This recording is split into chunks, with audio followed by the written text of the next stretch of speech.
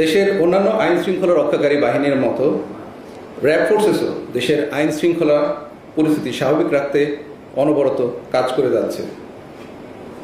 রাজধানী সহ দেশের বিভিন্ন স্থানে কতিপয় দুর্বৃত্ত ও অস্ত্রধারী সন্ত্রাসী কর্তৃক চাঁদাবাজি, ছিনতাই, অপহরণ এবং হত্যাসহ বিভিন্ন অপরাধ কর্মকাণ্ড পরিচালিত হয়ে আসছে। এ ধরনের সন্ত্রাসী কার্যক্রম প্রতিরোধে দেশব্যাপী র্যাব ফোর্সেসের গোয়েন্দা নজরদারি সার্বক্ষণিকভাবে চলমান রয়েছে। এরই ধারাবাহিকতায় গতকাল সিরাজগঞ্জ জেলার সলঙ্গা থানা এলাকায়, যেটি হাটিকুমরুল চত্বরের খুবই সন্নিকটে পাবনা অভিমুখে, ওই এলাকায় গোপন সংবাদের ভিত্তিতে র্যাব সদর দপ্তরের গোয়েন্দা শাখা এবং র্যাব 12 একটি চৌকস দল আভিযানিক কার্যক্রম পরিচালনা করে থাকে যৌথভাবে, এবং এই অভিযান পরিচালনার মাধ্যমে অভিযুক্ত মোহাম্মদ রাকিব রানাকে গ্রেফতার করে।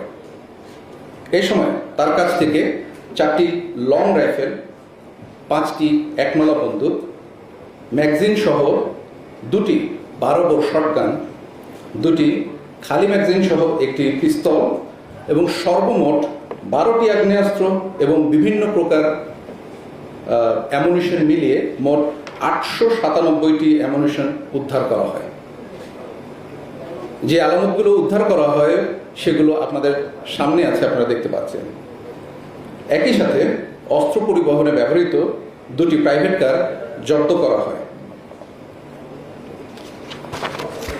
পরবর্তীতে গ্রেফতারকৃত রাকিবের দেওয়া তথ্যের ভিত্তিতে রাজধানীর আদাবর থানাধীন সেকেটেক এলাকা হতে মোহাম্মদ আলমগীর হোসেন ওরফে শুটার আলমগীরকে একটি প্রাইভেট কার সহ গ্রেফতার করা হয়।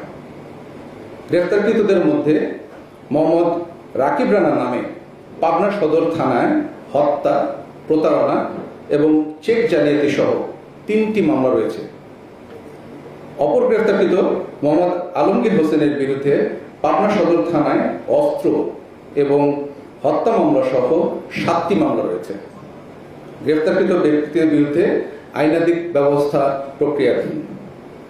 উক্ত প্রিয় সাংবাদিকবৃন্দ, অতীতে যেভাবে আপনারা বিভিন্ন অপরাধ বিষয়ক তথ্য দিয়ে র্যাবকে সহযোগিতা করেছেন এবং ভবিষ্যতেও একইভাবে আমাদের পাশে থাকবেন বলে আমরা আশা করছি, এবং র্যাবের যত আভিযানিক সাফল্য আপনারা দেশবাসীর সামনে উপস্থাপন করবেন, এবং সেই আশাবাদ ব্যক্ত করে সকলের প্রতি শুভকামনা রেখে আমি আমার বক্তব্য শেষ করছি।